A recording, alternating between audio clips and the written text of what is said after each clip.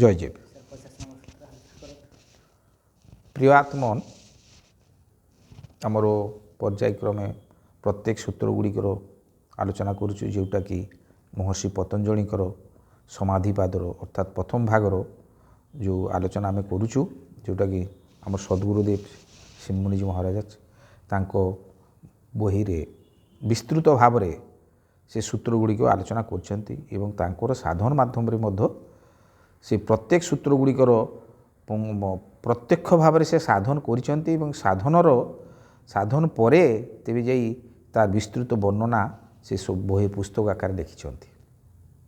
ଯେଉଁ ପ୍ରିୟ ଆତ୍ମନ୍, ମୁଁ ଗତ ଥର ଆଲୋଚନା କରିଥିଲି ଯେଉଁ 49 ନମ୍ବର ସୂତ୍ରର ଯେଉଁଟାକି ଥିଲା ସୁତାନୁମାନ ପ୍ରଜ୍ଞା ବ୍ରହ୍ମାଣ୍ଡ ବିଶେଷାର୍ଥ, ଅର୍ଥାତ୍ ଶୁଣୁଥିବା ବା ଅନୁମାନ କରୁଥିବା ବିଷୟ ଯାହା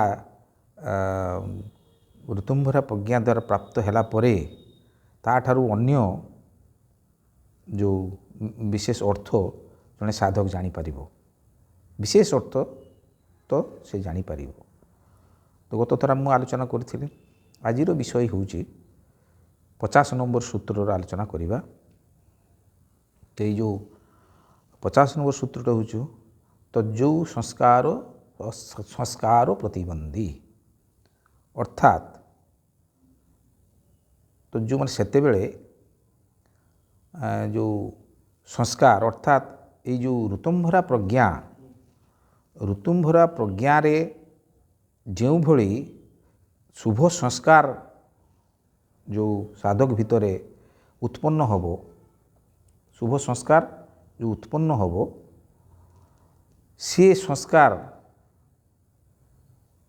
ଯେଉଁ ଏଇ ଯେଉଁ ସାଂସାରିକ ଯେଉଁ ଅନ୍ୟାନ୍ୟ ସଂସ୍କାର ଗୁଡ଼ିକ ଅଛି, ଯେଉଁଟା ମଜହବୀ ମତବାଦୀ ସଂସ୍କାର ଗୁଡ଼ିକ ଅଛି, ଅଶୁଭ ସଂସ୍କାର ଗୁଡ଼ିକ ଅଛି, ଏଇ ଅଶୁଭ ସଂସ୍କାର ଠାରୁ ସେ ପ୍ରତିବନ୍ଧୀ ଅର୍ଥାତ୍ ତାର ବାଧକ ପାଚିରି ହୋଇ ଛିଡ଼ା ହେବ।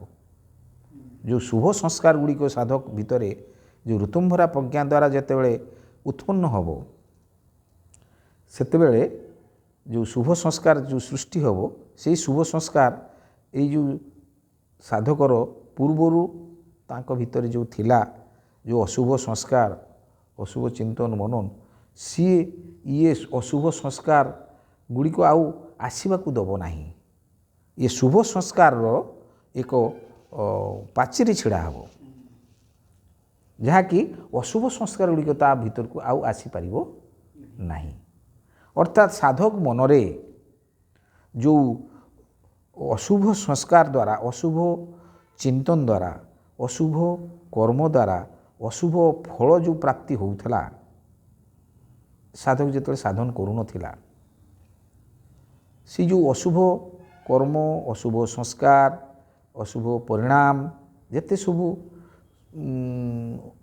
ଯେଉଁଟାକି ଅନ୍ଧବିଶ୍ୱାସ କୁସଂସ୍କାରରୁ ଆସୁଥିଲା, କୁସଂସ୍କାର ବି ମଧ୍ୟ କୁହାଯାଉଛି, ଯେଉଁଗୁଡ଼ା ଆସୁଥିଲା, ସେଗୁଡ଼ା ଆସୁଥିଲା କେମିତି ନା ସାଧକ ମନରେ ସେଇଭଳି ସଂସ୍କାର ଗୁଡ଼ିକ ପୂର୍ବରୁ ଥିଲା, ଅଛି, କିନ୍ତୁ ସେ ଯେତେବେଳେ ବାରମ୍ବାର ଯେଉଁ ତାର ସାଧନ ଯେତେବେଳେ ସେ କରିବାକୁ ଆରମ୍ଭ କଲା, ସାଧନର ଯେଉଁ ପ୍ରାଥମିକ ଯେଉଁ ଯୋଗସ୍ଥ ହେଲେ, ଯୋଗ କଲେ, ଯୋଗସ୍ଥ ହେଲେ, ସ୍ୱରୂପ ସ୍ଥିତିକୁ ଆସିଲେ, ବାରମ୍ବାର ସ୍ୱରୂପ ସ୍ଥିତିକୁ ଆସିଲା ପରେ ସେ ଯେଉଁ ଭିତରେ ତାଙ୍କ ଭିତରୁ ମାନେ ସାଧକ ଭିତରୁ ଯେଉଁ ଅଶୁଭ ବୃତ୍ତି ଗୁଡ଼ାକ ସବୁ ଯେତେବେଳେ ସେ ନାଶ କଲେ, ଯେତେବେଳେ ଶୁଭ ବୃତ୍ତି ଯୁକ୍ତ ସବୁ ହେଲେ, ସେତେବେଳେ ଯେଉଁ ସବିତର୍କା, ନିର୍ବିତର୍କା, ସବିଚାରା, ନିର୍ବିଚାରା, ଏଇ ଯେଉଁ ପରପର ଯେଉଁ ସମାଧି ଲଗେଇଲେ, ସମାଧି ସ୍ଥିତିକୁ ଗଲେ, ତାପରେ ସବା ଶେଷରେ ଆସିଲା ଋତୁମ୍ଭରା ତତ୍ତ୍ୱ ପ୍ରଜ୍ଞା, ଯେଉଁ ନିର୍ମଳ ବୁଦ୍ଧିଯୁକ୍ତ ଯେଉଁ ପ୍ରଜ୍ଞା ଜ୍ଞାନ ଲାଭ ସେ କଲେ ସାଧକ, ସେଇ ଯେଉଁ ଶୁଭ ସଂସ୍କାର ଯେତେବେଳେ ସେ ଲାଭ କଲେ, ଆଉ ଏଇ ସାଧକ ଭିତରୁ ସେତେବେଳେ ଅଶୁଭ ସଂସ୍କାର ଗୁଡ଼ିକ ଆଉ ସ୍ଥାନ ପାଇଲା ନାହିଁ। ଶୁଭ ସଂସ୍କାରର ଏକ ରହିବନି, ଅଶୁଭ ଭାବନା ତା ଭିତରୁ ଚାଲି ଯାଇଥିବ, ପ୍ରତିବନ୍ଧୀ ଆଉ ଆସିବାକୁ ଦେବ ନାହିଁ। ପ୍ରତିବନ୍ଧୀ ମାନେ ଛିଡ଼ା ହେବ, ରକ୍ଷା କବଚ ଭଳିଆ ଛିଡ଼ା ହେବ। କେତେ ବଡ଼ କଥା ଜାଣିଲେ। ଯେଉଁ ମୁନି ସମାଜ ପ୍ରକୃତରେ ଯେଉଁ ସାଧନ, ଯେଉଁ ମନୁଷ୍ୟକୁ ଯେଉଁ ଅତିମାନବ ସ୍ତରକୁ ଯେଉଁ ସାଧନ ନେଇଯିବ ଇଏ ହେଉଛି ତାର ପ୍ରକୃଷ୍ଟ ପ୍ରମାଣ, ଯେଉଁଟାକି ହଜାର ହଜାର ବର୍ଷ ପୂର୍ବରୁ ମହର୍ଷି ପତଞ୍ଜଳି ଯେଉଁଟା ପୁସ୍ତକ ଆକାରରେ ଆମମାନଙ୍କ ପାଖରେ ଏବେ ପହଞ୍ଚି ଦେଉଛନ୍ତି ଯେ ଯୋଗ ଦର୍ଶନ ଏମିତି ଏକ ଦର୍ଶନ, ଇଏ ଦର୍ଶନ ମଧ୍ୟରେ ମନୁଷ୍ୟମାନଙ୍କର ଏମିତି ଏକ ବିବେକ ଖ୍ୟାତି ଯେଉଁଟା ବିବେକ ଆଉ ତାଙ୍କ ଭିତରେ କି ଶୁଭ ସଂସ୍କାର ଯେଉଁ ଛିଡ଼ା ହେବ, ଶୁଭ ସଂସ୍କାର ଯେଉଁ ଜାଗ୍ରତ ହେବ, ସେତେବେଳେ ଅଶୁଭ ସଂସ୍କାର, ଅଶୁଭ କର୍ମ ଗୁଡ଼ିକ, ଅଶୁଭ ଚିନ୍ତନ, ଅଶୁଭ ଭାବନା ସବୁଗୁଡ଼ିକ ଦୂର ହେବ ଆଉ ଶୁଭ ସଂସ୍କାର ହେବ ତାର ପ୍ରତିବନ୍ଧୀ। ଇଏ ହେଉଛି ମୁନି ସମାଜର ଯେଉଁ ମହର୍ଷି ପତଞ୍ଜଳିଙ୍କର ଯେଉଁ ଯୋଗଦର୍ଶନ ଶାସ୍ତ୍ରର ଯେଉଁ ପୁଙ୍ଖାନୁପୁଙ୍ଖ ରୂପରେ ଆମେ ଯେଉଁ ଆଲୋଚନା ମାଧ୍ୟମକୁ ନେଇ ଆସିଲୁ, ଏହାଦ୍ୱାରା ମନୁଷ୍ୟର ଯେଉଁ ପ୍ରକୃତ ଯେଉଁ ଉପକାର ଭୌତିକ ଜୀବନର, ଆଧ୍ୟାତ୍ମିକ ଜୀବନର ଯେଉଁଭଳି ପ୍ରାପ୍ତି ହେବ, ଅନ୍ୟ କୌଣସି ମଜହବୀ ବା ମତବାଦୀ କର୍ମରେ ତାହା ସେ ପାଇପାରିବ ନାହିଁ। ଏଇ ଯେଉଁ ମୁନି ସମାଜର ଯେଉଁ ଯୋଗ ଦର୍ଶନ, ଯୋଗ କର୍ମରେ ହିଁ କେବଳ ସେ ପାଇପାରିବ, କେବଳ ଯୋଗୀ ହିଁ ସେଇଟାକୁ ଅନୁଭବ କରିପାରିବ। ଏଠି ଆଉ ଗୋଟେ କଥା କହି ରଖେ,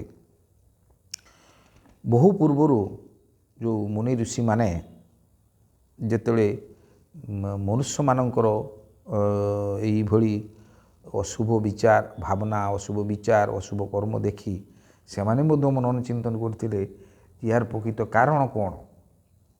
ସେମାନେ ସେହି ସମୟରେ ପ୍ରକୃତ କାରଣ ଜାଣିପାରିଥିଲେ ଏବଂ କେମିତି ସାଧନରେ ତାକୁ ପୁଣି ସାଧନ ଦ୍ୱାରା ତାକୁ ମଣିଷ ଭିତରୁ ତାହାକୁ ବାହାର କରି ହେବ, ମଣିଷ କେମିତି ପ୍ରକୃତ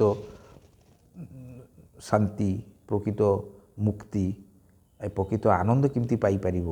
ସେଇଥିପାଇଁ ସେମାନେ ଏଇ ଯେଉଁ ଯୋଗଦର୍ଶନ ଶାସ୍ତ୍ରରେ ସେତେବେଳେ ତାଙ୍କର ଅନୁଭବ ଜ୍ଞାନରୁ ଏଇଭଳି ସବୁ ସୂତ୍ର ଗୁଡ଼ିକ, ଏଇଭଳି ସେମାନେ ତାଙ୍କର ଜ୍ଞାନର କଥା ଗୁଡ଼ିକ ନେଇକି ସୂତ୍ର ଆକାରରେ ସବୁ ତିଆରି କରି ପୁସ୍ତକ ଆକାରରେ ଆଜି ଆମ ପାଖରେ ପହଞ୍ଚି ଯାଇଛି, ହଜାର ହଜାର ବର୍ଷ ପୂର୍ବରୁ। ତେଣୁ ସେମାନେ ଆମର ନମସ୍ୟ। କାହିଁକି ସେଇଭଳି ଜ୍ଞାନୀ ବ୍ୟକ୍ତିମାନେ ଆମର ହେଉଛନ୍ତି ପୂର୍ବପୁରୁଷ, ସେଇଭଳି ଜ୍ଞାନୀ ବ୍ୟକ୍ତିମାନେ ହେଉଛନ୍ତି ଆମର ପୂର୍ବପୁରୁଷ। ସେଇ ଜ୍ଞାନୀ ବ୍ୟକ୍ତିମାନେ ଯେ ଅଛନ୍ତି ବୋଲି ଆଜି ଆଧ୍ୟାତ୍ମିକ କ୍ଷେତ୍ରରେ ମନୁଷ୍ୟ ଯେଉଁ ଦିଗହରା ହୋଇଯାଇଛନ୍ତି, ଯେଉଁମାନେ ପଥଭ୍ରଷ୍ଟ ହୋଇଛନ୍ତି, ସେମାନେ ପ୍ରକୃତ ଏଇଭଳି ରାସ୍ତାକୁ, ସେମାନେ ଏଇଭଳି ଜ୍ଞାନକୁ ଜାଣିଲେ, ଏଇଭଳି ସ୍ଥାନର ସେମାନେ ଦର୍ଶନ ପାଇଲେ, ଏଇଭଳି ଜ୍ଞାନର ପ୍ରକୃତ ନିକଟତର ସେମାନେ ହେଲେ, ତେବେ ଯାଇ ତାଙ୍କର ସମସ୍ତ ପ୍ରକାର ଉନ୍ନତି ହୋଇପାରିବ। ତେଣୁ କୁହାହେଉଛି ତ ଯେଉଁ ସଂସ୍କାର ଅସଂସ୍କାର ପ୍ରତିବନ୍ଧୀ।